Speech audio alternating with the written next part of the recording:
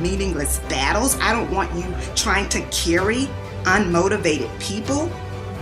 I want you to say, you know what? I'm going to do this despite what's going on around me.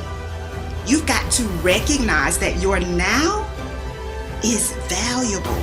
You've got to recognize that your now is critical to your success. So I have one last question for you. How will you use the gift of now? Yes, ma'am. I hope y'all heard that. How you gonna use your present? All right, let's find some treasure. Since we talking about presents, finding treasure. Let's see what they give us just from typing in them 2 words. All right. Let's see. Ooh, this looks good. Nah.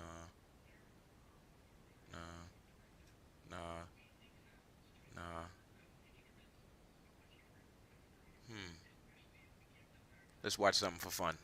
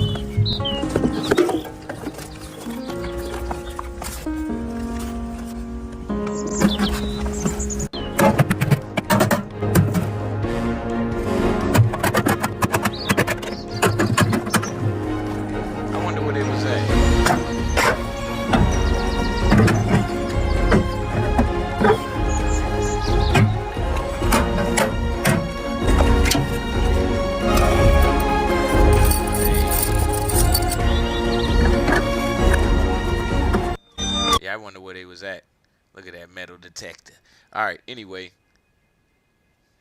let's type in the real words. In life. Let's see what we got. Ain't nobody care. Sandstone rock. There we go. That's what we How to kill all mosquitoes in the area in just minutes. This simple but brilliant trick you can do tonight to eliminate. When it comes to treasure, it's something that we all secretly want to find, but we never think that we'll be lucky enough to get it. What's more, most people think of treasure as something that's found underwater. So if you're in a landlocked place, there's no chance of finding any, right? Well, not so much, because not only have treasures been found all over the place, they've actually been found in random spots by random people who just happen to stumble upon them at times. Here now are 20 of the biggest treasures ever discovered. Number 20. 350 bars of gold. We're going to begin this one a little bit differently than you're likely expecting, mainly because a lot of people on this list did indeed get rich because of the stuff that they found, but the catch with it is that sometimes you think you've struck it big, only for it to be revealed that you didn't. In this case, it was a police sting in Turkey that had a plot twist worthy of a movie. You see, they were called in to investigate a canyon where they were told that a lot of gold was, but when they got there, they were in for a big surprise. surprise. Acting on a tip, the police would then dispatch teams to search the area, and during the investigation, 369 bars of plaster that was painted as gold were found in a cave whose entrance had been blocked. 4 people were then detained and arrested due to the incident. They found over 300 bars of fake gold, and apparently it was all made by a terrorist group within the country. For what purpose, nobody can really say, but what can be said is that they were clearly willing to go to great lengths in order to get that amount made. Now, it is possible that they were going to try and figure out a way to get stuff for the fake gold, make someone think perhaps that it was real, and then give them nothing in return for everything. You know, something like that kind of deal. So on one hand, the police didn't get what they thought they were getting, but if it helped hinder a terrorist group, well, then we think it was worth it. Before we go on, hey, what's up? Welcome to another episode of Expansion Pack. I'm your host, Dan F. Man. It's good to be in here with y'all again today for another Tech Tuesdays. Let me see what the topic is real quick. The topic for today. All right, we just talking about learning new skills today. All right, I picked Tech Tuesday to do this for a reason, so let's just get to the motivation. And let's get it started. Lego. Let us go. Motivation for today. Hold on, let's tell YouTube. Give me motivation for today. Let me switch over to this main scene. Here we go. Alright, let's go. 4 minutes to start your day. Hey, look at Tyrese. So you did the thing. Or maybe you're thinking about doing the thing. And now your brain... You got a forest and you got a garden.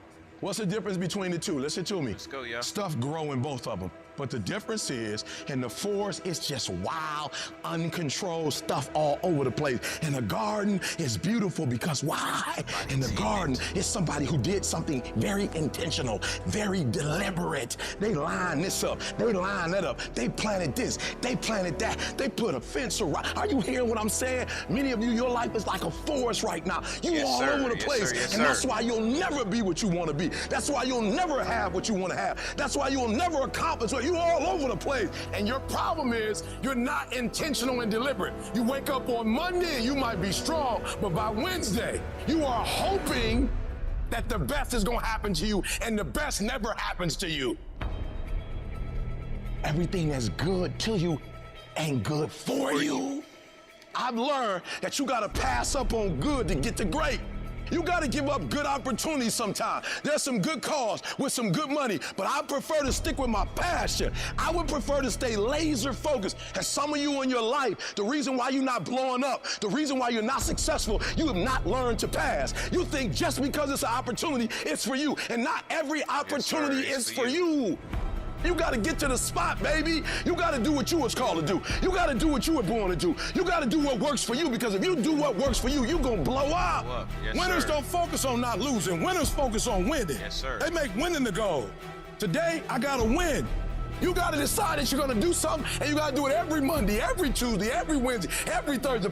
I'm asking that the 24 hours in your life be very intentional, very deliberate, that you be very strategic. You're very deliberate about what time you wake up. You're very deliberate about what time you go to bed. You're very deliberate about what you eat, what you don't do. You're very deliberate about the people you bring in your life. You are very deliberate about the books that you read. You're very deliberate about what you watch on television. You are very, very focused, intentional, and deliberate. You concentrate on this opportunity. You don't worry about tomorrow. You concentrate on this opportunity with all your might, with all your soul, with all your heart. You focus on this, and tomorrow will take care of itself. Yes, sir. Write things down. Monitor what your thoughts are, what you're feeling, what you're experiencing, what you're going through each day, staying on top of you. Have pictures to reinforce this thought, this vision that you have in your mind of where you want to go and what you want to do. As you talk about it, don't just talk about it casually, but feel it. Look at your goal. See yourself there. Experience the applause.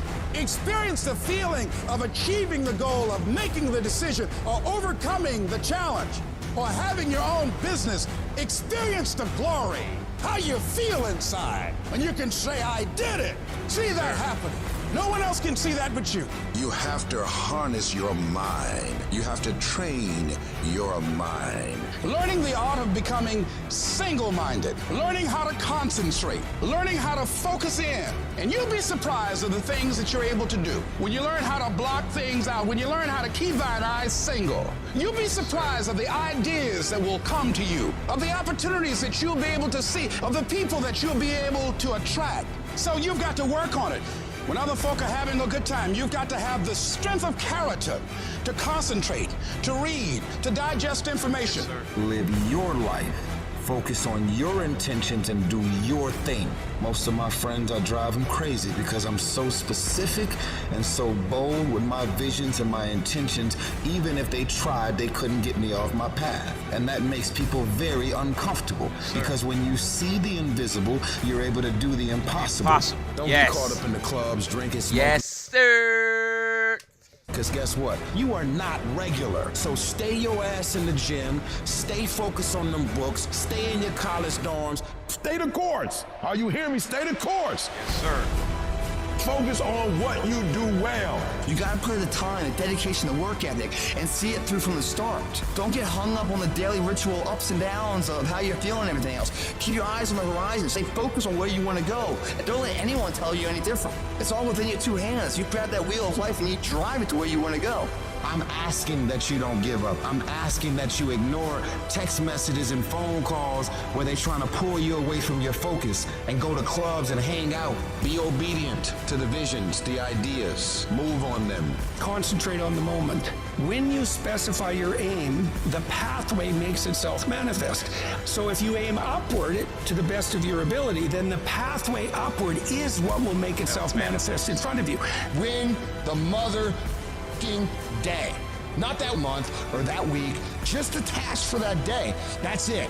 These could be things as simple as sending a certain email. These could be things as simple as getting in a workout. These could be things as simple as reading 10 pages. Identify the critical task you need to do and complete them every day to move toward your ultimate dream life. And when you start doing this, you're going to figure out real quick that this is how you live a life of productivity. This is how you live a life of excellence. This is how you live a life of significance. Yes, sir.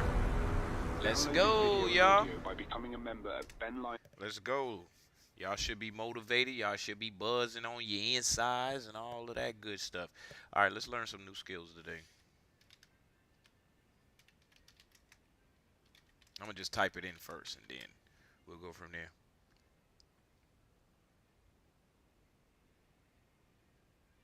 All right, let's see what we got. Let me scroll all the way. Scroll.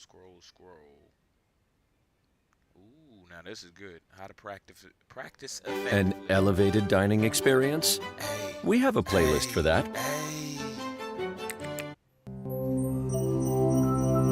Oh, man, it's 10 a.m. All right, well, look, we're going to listen to it.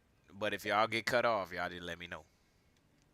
Mastering any physical skill, be it performing a pirouette, playing an instrument, or throwing a baseball, takes practice. Practice is the repetition of an action with the goal of improvement, and it helps us perform with more ease, speed, and confidence.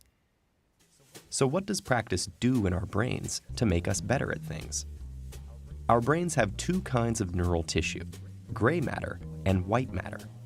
The gray matter processes information in the brain, directing signals and sensory stimuli to nerve cells, while white matter is mostly made up of fatty tissue and nerve fibers. In order for our bodies to move, information needs to travel from the brain's gray matter down the spinal cord through a chain of nerve fibers called axons to our muscles. So how does practice or repetition affect the inner workings of our brains? The axons that exist in the white matter are wrapped with a fatty substance called myelin, and it's this myelin covering, or sheath, that seems to change with practice. Myelin is similar to insulation on electrical cables. It prevents energy loss from electrical signals that the brain uses, moving them more efficiently along neural pathways. Some recent studies in mice suggest that the repetition of a physical motion increases the layers of myelin sheath that insulates the axons. Let's go. And the more layers, the greater the insulation around the axon chains, forming a sort of superhighway for information connecting your brain to your muscles. So while many athletes and performers attribute their successes to muscle memory, muscles themselves don't really have memory. Rather, it may be the myelination of neural pathways that give these athletes and performers their edge with faster and more efficient neural pathways. There are many theories that attempt to quantify the number of hours, days, and even years of practice that it takes to master a skill. While we don't yet have a magic number, we do know that mastery isn't simply about the amount of hours of practice. It's also the quality and effectiveness of that practice. Effective practice is consistent, intensely focused, and targets content or weaknesses that lie at the edge of one's current abilities. So if effective practice is the key, how can we get the most out of our practice time? Try these tips. Focus on the task at hand. Minimize potential distractions by turning off the computer or TV and putting your cell phone on airplane mode. In one study, researchers observed 260 students studying. On average, those students were able to stay on task for only 6 minutes at a time. Dang. Laptops, smartphones, and particularly Facebook were the root of most distractions. Start out slowly or in slow motion. Coordination is built with repetitions, whether correct or incorrect. If you gradually increase the speed of the quality repetitions, you have a better chance of doing them correctly. Next, frequent repetitions with allotted breaks are common practice habits of elite performers. Studies have shown that many top athletes, musicians, and dancers spend 50 to 60 hours per week on activities related to their craft. Many divide their time used for effective practice into multiple daily practice sessions of limited duration. And finally, practice in your brain in vivid detail. It's a bit surprising, but a number of studies suggest that once a physical motion has been established, it can be reinforced just by imagining it. In one study, 144 basketball players were divided into two groups. Let's go. Group A physically practiced. There goes that muscle memory. That's why I tell my athletes, you practice how you play. Exactly. One-handed free throws, while Group B only mentally practiced them. When they were tested at the end of the 2-week experiment, the intermediate and experienced players in both groups had improved by nearly the same amount. As scientists get closer to unraveling the secrets of our brains, our understanding of effective practice will only improve. In the meantime, effective practice is the best way we have of pushing our individual limits, achieving new heights, and maximizing our potential. Look at us growing out here on Expansion Pack. Look at us growing. So I don't have much to say on that. We don't even need to, y'all don't need to hear me say nothing. So what we're going to do is we're going to move on to the next part of this. What skills are useful today?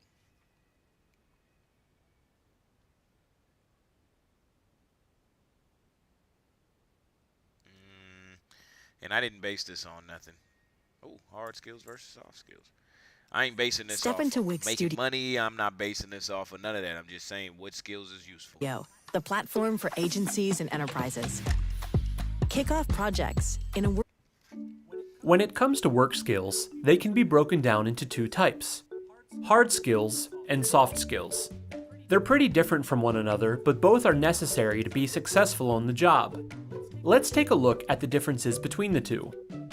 Hard skills are concrete skills that are specific to your job and are required for you to actually do your work.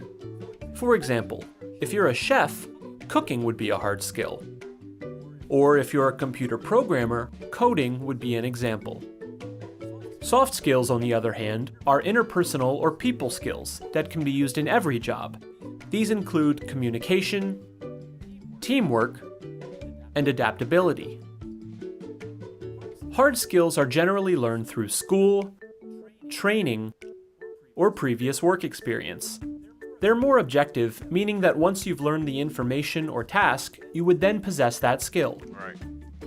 Soft skills are more difficult to develop. You'll need to practice them over time in the real world with others. They come naturally to some people, while others may not have such an easy time with them. Hard skills are easy to measure.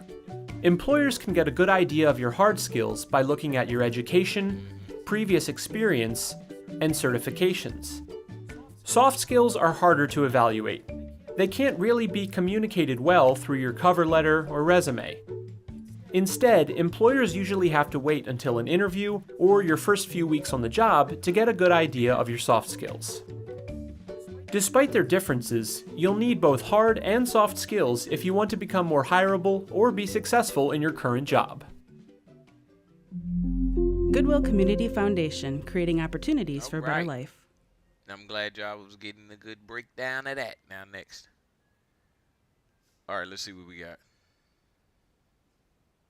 We spend most of our youth in an educational system that tests us on our ability to do well in just a handful of things. This causes many of us to grow up thinking that we lack the talent and the intellect to succeed in life, when in reality, it might be because we were simply being tested on things that we don't have an affinity for. Today, I'm going to go over the 11 abilities that exist in life. If you're someone who worries about finding their passion, watch this video till the very end because you'll gain an understanding of where your strengths lie, which will give you an idea of which direction you should go. Now, just to clarify, when I use the word ability, I'm talking about two things.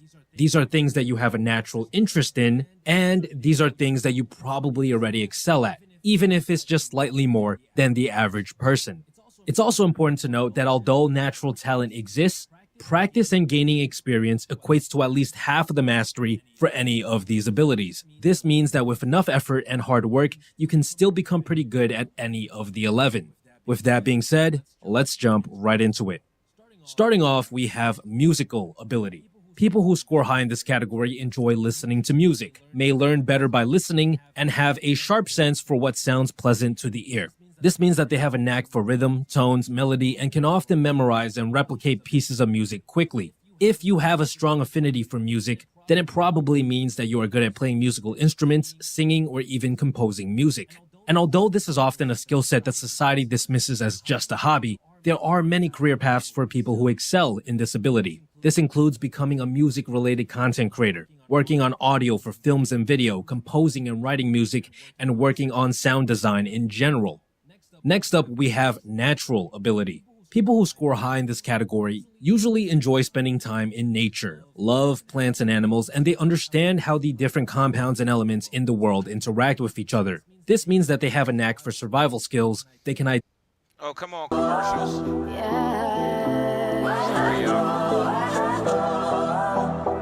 Y'all know we identify individual like commercials until they interrupt the message. Plants and species, understand how animals behave, and they know how everything in nature is connected.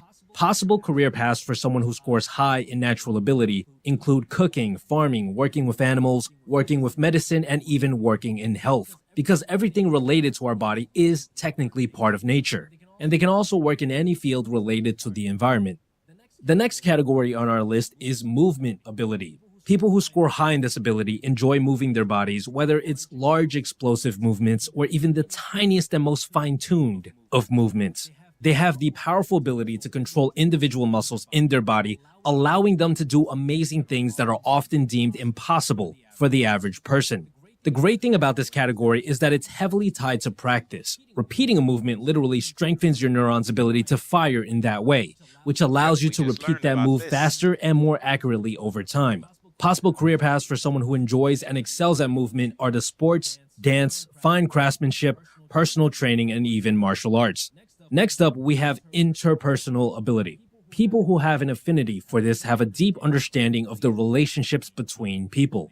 They can quickly read someone's body language and get an idea of how they are feeling, and they are usually good at holding conversations. They understand human nature and how people interact with each other. Possible career paths for someone who has a knack for this ability include sales, creating social content like interviews and talk shows, event planning, relationship counseling, and even working in law enforcement. because they need to be able to read people. Similar to interpersonal ability is our next category, which is called intrapersonal ability. People who have an affinity for this have a deep understanding of themselves. They know how to look in the mirror to spot what needs work, allowing them to reflect and adjust. This is an extremely powerful ability that is crucial for self-improvement because the only way you can improve is if you can identify what you need to work on in the first place. Now, there aren't too many occupations that focus mainly on intrapersonal ability. It's something that helps you work on yourself, but professions like therapists, self-improvement coaches, and motivational speakers fall under this category to some degree. Up next, we have logical ability. People who fall under this category can reason well. They may have some interest in math and the sciences, but most importantly, they are interested in the truth. They act on reason more than emotion, often feeling like the correct answer is more important than what's morally right. People who score high in this category are excellent at solving technical problems and can usually predict whether or not something will work with reasonably high accuracy. These people usually make great investors, scientists, inventors, entrepreneurs. This is actually one of the few strengths that will increase your chances of success regardless of what career path you go down, because it allows you to differentiate from right and wrong. Now that we're halfway through the list, I'd like to take a second and quickly tell you to expose yourself to a wide certain things that you should focus on. See, there are certain things about how you can figure out which one of these abilities you should focus on. See, there are certain things that we grow up liking, certain things that we naturally gravitated towards when we were kids and still do to some degree. In order to see where your passions genuinely lie, you have to expose yourself to a wide range of things to see what catches your attention, which is why this episode was brought to you with the help of the guys at Curiosity Stream. Curiosity Stream should be streamed higher for the whole reasons of high want to help support documentaries. Category are often articulate and they usually have a vast vocabulary. They typically enjoy reading and listening to great speakers, but most importantly, they know how to craft messages in an engaging way, making them more influential than the average person. People who have a knack for linguistic abilities can become writers, speakers, poets, copywriters, or even translators. Up next is digital ability. This is one of the newer abilities on this list because the digital world has only really risen in popularity in the last decade or so. Most people who fall under this category are the younger generations, as they've grown up with the digital world being a huge part of their life. They have a deep understanding of how the digital world works. Social media, SEO, marketing, memes, going viral are all things that fall under this category, which is why occupations related to this ability are endless. Quite frankly, anything that can be done online requires some degree of digital ability, and the demand for people with these skills is only going to increase year after year as more and more business is conducted online. If you'd like to learn more about my experience with the digital world, you can check out a fun video about my journey, which I'll include in the description box below. Up next, we have visual ability. People who score high in this category have a deep appreciation for the aesthetics. This means they can spot what looks pleasant to the eye. They can tell which color combinations and what shapes look good. They can also visualize and imagine complex images in their head, often allowing them to recreate these images on paper. Possible career paths include architects, illustrators, animators, fashion designers. By the way, just before we get like too drummed down with them telling us this profession, that thing, this and that, everybody knows somebody like each one of these qualities on this list. We all know somebody who can build, draw, sing, play music, and do all of that.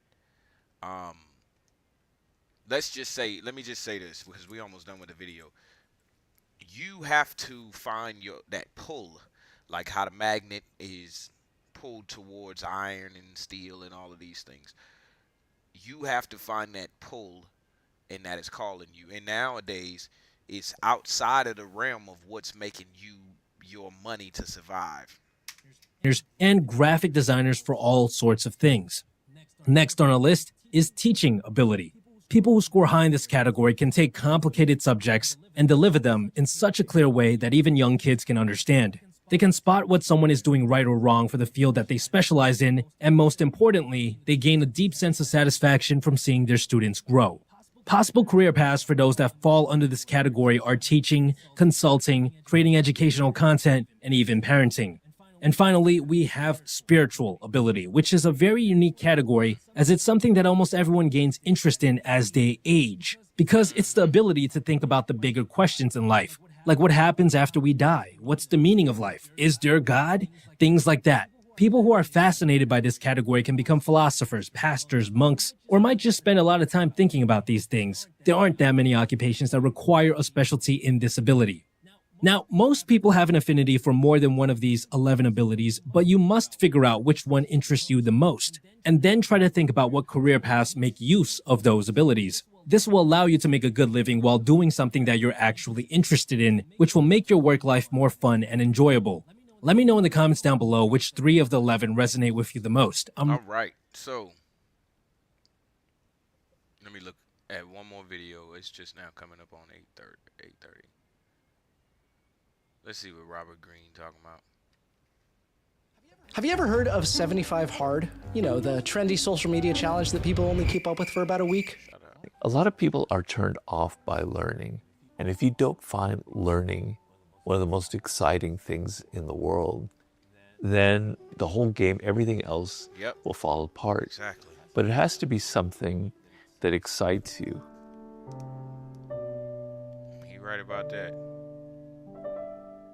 I've said to many people that live in a world where knowledge and skills are the most important thing. That's the goal that you are after. More than money, you want to develop knowledge and skills. And so this person asks, what would be the 3 or so skills that are the most essential moving forward in the 21st century? And, you know, it's not like specific skills that I'm going to talk about, like coding or, you know, mastering AI or going to some business strategy, because I think that's not really what the spirit of the question is. In general, there are certain kind of personal skills that you want to develop, okay? So number 1, and this is something that I have in my book, Mastery, you must see being social and getting along with people and cooperating and knowing how to work with people as a skill. It's not something you were born with. It's not something that some people are good at or bad at. Like anything, it is a skill that you develop.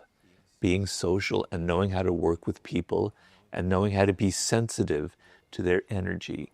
And in this skill, what it is you're able to pay attention to people and see who they are as an individual and see what their particular needs are, what they're missing in life. And you're able to supply that. You're able to enter their spirit. You don't offend them unnecessarily. You know how to work with them, right? You know how to properly criticize them if that's necessary. Because if you don't understand that being social is a skill, if you don't develop it, you could be the greatest at whatever you could do. You could be even the greatest athlete in the world, but you're going to be offending your teammates. You're going to be offending the people that you work with. And all of your knowledge and your other skills are going to be completely neutralized by how bad you are in dealing with people. And so when you look at social as a skill, what that means is you have to be spending time with people. You got to get out of your phone. You got to get out of your office. You got to get out of all of your virtuality. You have to be around people. You have to interact more. That's the only way that you will become social. And if you find yourself, you know, alone a lot and have found that difficult, you have to force yourself out there. You have to force yourself to go to clubs, to go to bars, to hang out with people. So developing social skills is incredibly important, but it's not the only thing, right? So another skill that's extremely important, and probably the most important of all, is to develop a love of learning. I know personally, when there's something that I don't know, there's something that I'm not good at, and that I then take an effort to like learn it, to get better at it. And I'm not going to say specifics. It could be some sports, or it could be playing a musical instrument or a game. That process of learning, to me, is so exciting. It's like, I know it because when I was a child, getting better at something is a really, really exciting process. So I will give you an example. Years ago when I was writing the war book, I got myself a pool table because I wanted something to take my mind off the war book, which is really heavy and was like kind of driving me crazy. And I wanted something where I could just kind of feel the strategy in the game itself and just kind of get out of my head. And at first I was really bad at it, but slowly I got better and better. I was practicing and I was playing against myself, you know, which is pretty easy. And I would read books about it and I would practice certain shots. And when I could make like a double bank shot and things like that, or put spin on the ball. I was so excited, man. This was really great. The feeling that you're improving at something. A lot of people are turned off by learning. And if you don't find learning one of the most exciting things in the world, then I think you're never going to develop the whole game. Everything else will fall apart. But it has to be something that excites you. Right. If you are somebody who's interested in literature and you try and learn algebra, that could be interesting. You may enjoy the challenge, but you won't learn as much because you're not really that interested in it, right? But if you learn like a foreign language, like French, where you can read the literature, you're so motivated that you will learn, and you will, that natural love that you have will come out. The other skill that you must develop, so just to reiterate, is being social, having a love of learning. The third one is kind of related to the second one, but it is patience. A lot of people nowadays are really, really impatient. Yes, and the reason I think is, I have a lot of impatience myself, so I can't preach about that. But the reason why I think it's gotten worse is we're so used to the power of our phones, of our computers, that we think everything should be happening quickly and instantly. If we have to wait 5 seconds to get a piece of information on the internet, we're thinking, oh my God, it's taking so long. It takes so long to download. Whereas 20, 30 years ago, you would have had to go to the library. You would have had to spend an hour to do it. You learned how to develop patience to find things. But people are so impatient because everything is so quick and easy and powerful right now. So you want to be able to slow things down.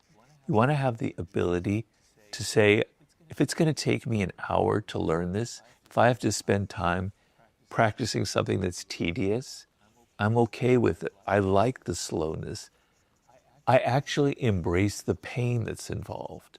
So learning anything, developing any skill involves pain. When I first got that pool table, I was so bad at it. It was so frustrating, and it really made me kind of upset because I like being really good at things, right? But I played every day, and I got better and better and better and better.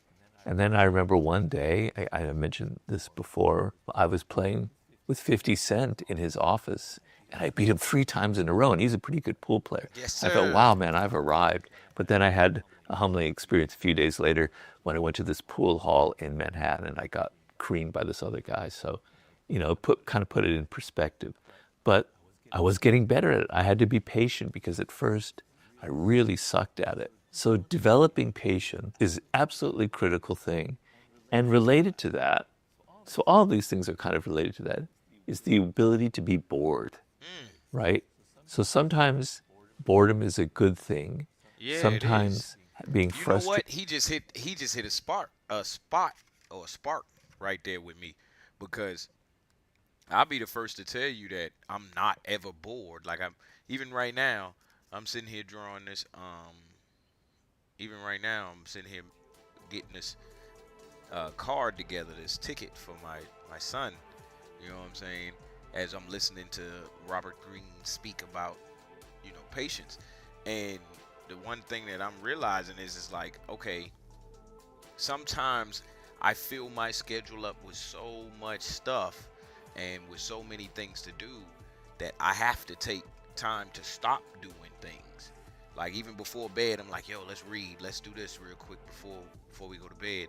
And that ability to be actually just sit there and be bored and be like, yo, I don't want to do nothing. I don't know if it's boredom, but it feels like when I stop doing stuff is doing something as well. Like, I'm happy because of it. My screen keeps going out. All right. Anyway, back to Robert Greene. In what you're doing is okay because it forces you to be patient and to slow things down as well. One other thing I would say is, and I had a interview about this, is the ability, the skill, it is a skill of managing your anxiety. So when you're starting something out, when you're trying to build a business, when you're trying to write a book, when you're trying to create a movie, you're going to feel a lot of anxiety because it's not there. It's going to take a lot of work. You're looking, for me, years of work to produce it. And it makes you kind of anxious, and it makes you, as I said before, impatient. But being able to deal with your anxiety and being able to handle it and manage it and not get in a hurry to get to the goals that you want is very important. Those elements of dealing with boredom, dealing with anxiety, and impatience are all interrelated. They're the ability to slow things down, to deal with the micro aspects of any kind of learning process. Those are skills that I think are absolutely essential for going forward in the 21st century. Because what you want, the end game of all this is, because you love learning, because you've been patient and you've developed skills and you're good with people, you will reach a point where you have mastered a couple of things, right? So it's not like you want to go through life and just master one thing. You want to master at least two kind of real skills in the world. For me, it was writing and research, and there were a few others. But being able to combine writing and research as I had was what led to the 48 Laws of Power. So you reach a point where you've developed two or three really basic skills, and then when you're 30 or in that vicinity, you're able to combine them and to create something, a new kind of business, a new kind of enterprise. And because we live in an age where there's so much information available and so many skills you can learn even online, developing that, I absolutely guarantee that something brilliant will happen for you. But if you don't have the patience and the love of learning, then none of this will ever matter. So those are the skills I think that are essential. Yes, sir. Look at Robert Greene. Let me put it down for you. In case y'all not familiar with who Robert Greene is, he's the author of The Art of War and The Art of Seduction, I think, and 48 Laws of Power. So let's look at, I want to look at some science real quick, or get some more anatomy in here on y'all real quick, and then we'll move forward because we're coming up on the end, towards the end. So we're going to look at some more of increasing muscle memory. We're going to look at this real quick. Let me get it short. Your muscles have a certain memory, if we can call it that. Is that true? That Very true. Thing? Oh, yeah. However long it took you to gain the muscles initially, it's going to take you an order of magnitude, a factor of 10-ish or so less time to get it back. If you've been more jacked before, if you've had bigger muscles, they come back to their old size. If you lifted for 8 months, you got a bigger bicep, and you stopped lifting for 3 months, and it looks about the same as when you started. If you're really careful, like, okay, it's a little bit bigger, but really it's just back to square one. Most people think, oh my God, another 8 months just to get back to where I started? Like, forget the gym. The truth is, after roughly about a month, maybe as little as 3 weeks, you're gonna have the same size biceps that you did in your peak. It comes back in a way that is so fast. If you experience it yourself, it's like you don't believe that it's happening to you. Your muscles have a certain memory, if we can call it that. Right. Is that true? That was about just muscles. All right. Oh, he looked like he got it. He looked like he got the whole 9.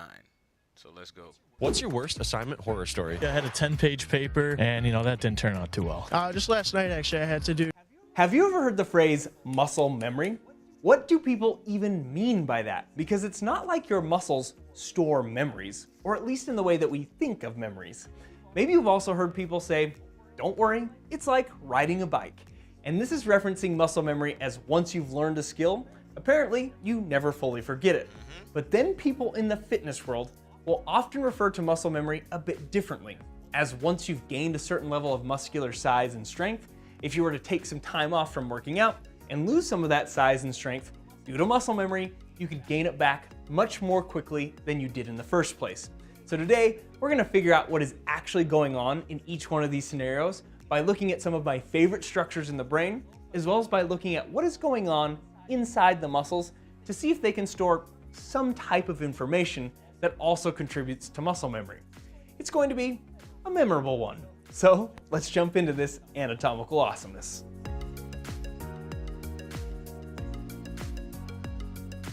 So let's start with the brain and how it contributes to muscle memory. And we're going to focus on 2 areas of the brain. One is this area. I love bringing this information to y'all too, by the way, just in case y'all didn't know. Here, referred to as the motor cortex. And the second is my favorite structure of the brain, and that is the cerebellum. I mean, just look at how beautifully amazing this structure is. And if I show you the other half of the brain, and you look at the medial or the inside surface of the cerebellum, it's equally as beautiful. And this area that kind of looks like branches of a tree is called the arbor vitae, which actually refers to the tree of life. But we'll come back to the cerebellum in just a second. And again, this fold is the motor cortex. And a fold of the brain is just referred to as a gyrus. And admittedly, when I was a student and first looked at the brain, I was like, how do you know what the motor cortex is? There's folds everywhere. Well, if you look closely, you can see this crack or groove going from the top all the way down to the temporal lobe. And this prominent groove on the lateral side of the brain is called the central sulcus. And just in front of this groove is that motor cortex. Now, when you decide to engage a muscle, maybe you're going to start walking, ride a bike, or lift a weight. That signal will come from the motor cortex, travel down the spinal cord, and eventually down to a skeletal muscle, causing it to contract. But before that signal makes it down to the spinal cord and to the muscle, the cerebellum has a few things to say about this. One of the main functions of the cerebellum is to evaluate how well movements initiated by that motor cortex are being carried out. When these movements are not being carried out correctly, the cerebellum detects this and any discrepancies, and then sends an inhibitory signal back to the motor cortex to help correct any errors in those skeletal muscle contractions. Essentially, we need all the muscles involved in the movement to contract and relax at the appropriate times. And so the cerebellum smooths the movements and allows you to complete coordinated and complex sequences of skeletal muscle contractions. But what's interesting about this is that the cerebellum didn't know how to do this just from the beginning. It learned how to do this through repetition. Now, all of us tend to learn very similar movements. We all learn to walk, we all learn to talk, we learn to write. But not all of us learn how to play the piano or the guitar. Not all of us play specific sports. And so what is incredible about the cerebellum is that as you practice certain movements over and over and over again, the cerebellum will start to coordinate these movements at a subconscious level. And the movements start to feel as though they just happen naturally, and we don't have to think about or worry about contracting our muscles when we walk. Now you see how okay, so we start off with let's just say understanding a small understanding of how stuff is happening within our body or our day, only because we live in, we understand how stuff is working, right? But then when you watch videos like this and get that deeper understanding, it brings about more questions, for me at least, about, damn, who set this up? You just decide to walk and the cerebellum does the rest. Some of you have practiced a musical instrument and can have a full conversation with somebody while playing that instrument, assuming it's not a wind instrument. But this also can be applied to resistance training, especially for beginners. One of the adaptations that allows someone to lift more weight or even improve in a vertical jump or sprint speed is simply just learning and getting more coordinated with the movements. So as one's cerebellum learns and gets better at coordinating the movement patterns of a squat, a deadlift, or a vertical jump, they will be able to lift more weight and jump higher in the case of the vertical jump. Now, obviously, there are other adaptations that contribute to one's increase in strength, size, speed, and explosive power, like adaptations within the actual skeletal muscles, which we're going to talk about in just a second, and even another nervous system adaptation where the nervous system learns to recruit more motor units and therefore more muscle fibers on demand. And while we're talking about the nervous system coordinating movements and recruiting muscle fibers, I do want to mention that how your nervous system and muscle fibers create action potentials or send these electrical signals that ultimately leads to muscle contractions is through the use of electrolytes like sodium and potassium. Okay, so I do want to take a second to say thank you to the sponsor of today's video, Element. Element is a zero sugar electrolyte drink mix per hour. That's what's up, that's what's up. But let's bring this back full circle, because pretty much everything we have talked about so far is how your muscle memory is developed neurologically, developing and reinforcing those pathways in the cerebellum through repetition. And many of you have likely noticed that if you've taken some time off from a specific motor skill and then you come back to it months later, and in some cases even years later, you don't start from square one. It seems to come back pretty quickly in some cases. Right. Like if some of you have taken an extended time away from riding a bike and then you first get on that bike, you might initially feel like, uh-oh, do I even remember how to do this? But then as you start getting going and pedaling, you start to think, oh yeah, I can do this. I remember how to do this. Or maybe you took some time off from a sport, but then you started playing again and you notice that those skills come back relatively quickly. And even with certain aspects of resistance training, part of the speed at which you regain strength can be attributed to reawakening those coordinated cerebellar pathways. But I would also argue that your nervous system has some memory of how to recruit those motor units more effectively, which also contributes to the quicker return of strength. See, that's where we gonna end it at. So, oh, my camera went out. It's gonna come back, y'all. So when we start to learn new things, our cerebellum is the hard drive we are writing to. Oh my gosh, do you know how profound that statement is? That shows a deep understanding for what we learning here on Expansion Pack, Zanita 67. Yeah, that's exactly accurate. That's what they said. Right here on the back of your head. That's where you're writing to. And for me, it's the holding of the data. See, we used to wires, hard drives, things like that. Well, this data, sure enough, we have a brain, but this data is being held in a catch that seems to be non-physical. Anyway, learning new skills, that's what we talked about here today on DGTA TV on Expansion Pack. I'm going to go ahead and get up out of here. I got a meeting that I have to attend in a few minutes, so I will see y'all here tomorrow on Find Your Way Wednesday. We always learning and growing, y'all. Find your root so you can grow. And I will talk to y'all later. This is DGTA TV. Peace.